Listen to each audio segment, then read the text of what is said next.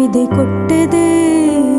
அது எழுத நினைக்கையில் வார்த்தை முட்டுது. ஓஹோ கண்மணி அன்போடு காதலன் நான் எழுதும் கடிதமே. பொன்மணி உன் வீட்டு சௌக்கியமா? நான் இங்கு சௌக்கியமே.